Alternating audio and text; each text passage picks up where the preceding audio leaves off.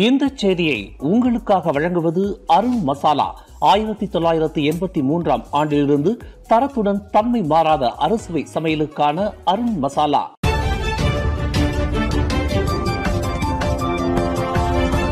வணக்கம். திசைகளின் ஒரு மணி செய்திகள். ஈரானுக்கு எதிரான தாக்குதலில் 224 பேர் கொல்லப்பட்டனர். ஈரானுக்கு எதிராக இஸ்ரேல் தொடுத்துள்ள தாக்குதலில் இதுவரை 224 பேர் கொல்லப்பட்டுள்ளனர் என்று அந்நாட்டு சுகாதாரத்துறை அறிவித்துள்ளது. உயிர் இழந்தவர்களில் பெரும் பகுதியினர் பெண்கள் மற்றும் குழந்தைகள் என்று அது தெரிவித்துள்ளது. கடந்த வெள்ளிக்கிழமை இஸ்ரேல் தொடங்கிய இந்த தாக்குதலில் பொதுமக்களின் குடியிருப்பை இலக்காக கொண்டது என்று ஈரான் குற்றஞ்சாட்டுகிறது. ஈரானில் ராணுவ முகாமை நோக்கியே தங்கள் தாக்குதல் நடந்ததாக இஸ்ரேல் கூறுவது முற்றிலும் பொய்யாகும் என்று ஈரான் வெளியுறவு அமைச்சின் பேச்சாளர் எஸ்மாயில் பகடே கூறுகிறார். ஒரு வர்த்தக பெண்மணியான டத்தின் ஸ்ரீ பமேலா லிங்கை புத்ராஜயாவில் SPRM தலைமை அலுவலகத்திற்கு அருகாமையில் கடத்துவதற்கு பயன்படுத்தப்பட்டதாக கூறப்படும் வாகனம் ஒன்று தாய்லாந்து எல்லையில் கண்டுபிடிக்கப்பட்டுள்ளது. ஆனால் இது தொடர்பாக எந்த தகவலும் அமலாக்க அதிகாரிகளால் அதிகாரப்பூர்வமாக தெரிவிக்கப்படவில்லை என்று அவரின் வழக்கறிஞர் குழுவினர் கூறுகின்றனர்.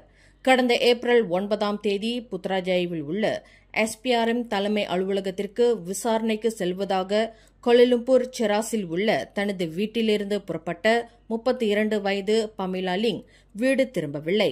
அவர் மர்மமான முறையில் காணாமல் போனதாக தெரிவிக்கப்பட்டது. எனினும் பமேலாவை தனது வாகனத்தில் ஏற்றிச் சென்ற ஹீஹேலிங் ஓட்டுநர் ஒருவர் தனது காரை மறித்து 2 வாகனங்களில் வந்தவர்கள் அந்த வர்த்தக பெண்மணியை கடத்திச் சென்றதாக போலீஸ் புகார் செய்துள்ளார். இந்நிலையில் பமேலாவை கடத்துவதற்கு பயன்படுத்தப்பட்டதாக கூறப்படும் வாகனம் தாய்லாந்து எல்லையில் கண்டுபிடிக்கப்பட்டது என்பது குறித்து கடந்த சில வாரங்களுக்கு முன்பு அவரின் குடும்பத்தினருக்கு தெரிவிக்கப்பட்டுள்ளது என்று வழக்கறிஞர் சங்கீர் கார்டியோ தெரிவித்துள்ளார். அம்னோவில் ஓர் உறுப்பினராக இணைந்துள்ள மலேசிய ஊழல் தடுப்பு ஆணையத்தின் முன்னாள் தலைமை ஆணையர் தான்ஸ்ரீ ஜுல்கிஃப்லி அஹ்மத் கட்சியில் நேர்மையின் குரலாக விளங்குவார் என்று அதன் உச்சமன்ற உறுப்பினர் டாக்டர் முகமது புவாட் ஜர்காசி வர்ணித்துள்ளார்.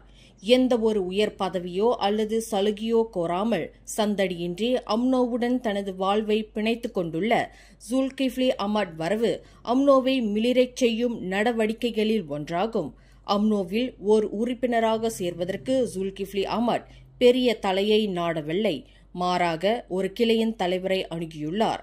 பின்னர் டிவிஷன் தலைவரை நாடியுள்ளார். இதுவே ஜுல்கிஃப்லி அஹ்மத்தின் தனித்துவமான சிறப்பாகும் என்று புவாட் ஜர்காசி தெரிவித்துள்ளார்.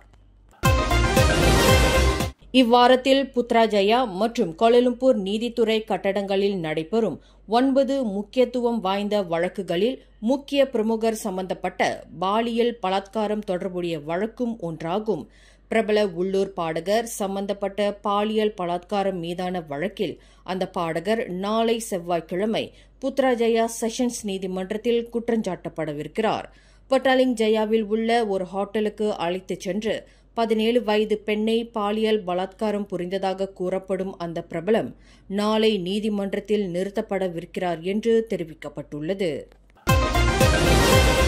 பொதுமக்கள் வழங்கிய நன்கொடையை மோசடி செய்ததாக ஓர் அரசாங்க சார்பற்ற அமைப்பான NGOவின் நடவடிக்கையை மலேசிய ஊழல் தடுப்பு ஆணையமான SPRM அம்பலப்படுத்தியுள்ளது. அந்த NGOவின் தலைவர், செயலாளர், பொருளாளர் மற்றும் ஓர் அமைப்பின் நிதிவள அதிகாரி உட்பட 5 கைது செய்ததன் மூலம் அந்த இயக்கத்தின் ஊழல் நடவடிக்கையை SPRM வெளிக்கொணர்ந்துள்ளது. சம்பந்தப்பட்ட நபர்கள் கடந்த வாரம் ஸ்லாங்கூர், மலாக்கா மற்றும் பினாங்கு ஆகிய 3 மாநிலங்களில் கைது செய்யப்பட்டுள்ளதாக தெரியவந்துள்ளது. பொதுமக்கள் வழங்கியதாக கூறப்படும் 26 மில்லியன் ரிங்கிட் நிதியை இவர்கள் கபளீகரம் புரிந்துள்ளதாக சந்தேகிக்கப்படுகிறது. கார் ஒன்று கட்டடத்தின் 3வது மாடியில் சுவரில் மோதி கீழே விழுந்ததில் கார் கழுவும் பணியாளர் ஒருவர் படுகாயத்திற்கு ஆளானார். இந்த சம்பவம் குறித்து நேற்று மாலை 5:38 மணியளவில் தாங்கள் அவசர அழைப்பை பெற்றதாக கோலாலம்பூர் போக்குவரத்து போலீஸ் விசாரணை பிரிவின் தலைவர் ACP ஜம்சூரி முகமது ஏசா தெரிவித்தார். கோலாலம்பூர் ஜாலான் கிளேங் லாமாவில் நிகழ்ந்த இந்த சம்பவத்தில் அந்த காரை செலுத்திய ஆப்கானிஸ்தான் பிரஜையான 23 வயது நபர் கடும் காயங்களுக்கு ஆளாகியதாக அவர் குறிப்பிட்டார். தனது வாடிக்கையாளருக்கு சொந்தமான டொயோட்டா கெம்ரி காரை செலுத்திய போது அவர் வேக கட்டுப்பாட்டை இழந்ததாக நம்பப்படுகிறது என்று அவர் குறிப்பிட்டார்.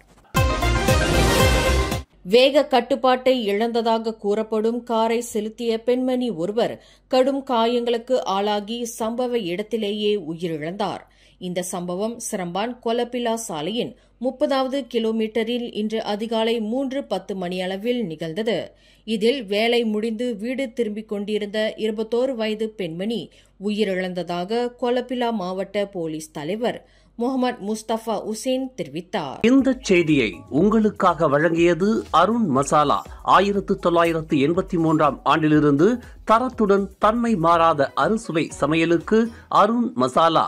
மேலும் செய்திகளை தெரிந்து கொள்ள கீழே இருக்கும் பெல் பட்டனை அழுத்துங்கள். உங்கள் மகிழ்ச்சியை வெளிப்படுத்த லைக் மற்றும் ஷேர் செய்யுங்கள். தொடர்ந்து திசைகளோடு இணைந்திருக்க சப்ஸ்கிரைப் செய்யுங்கள்.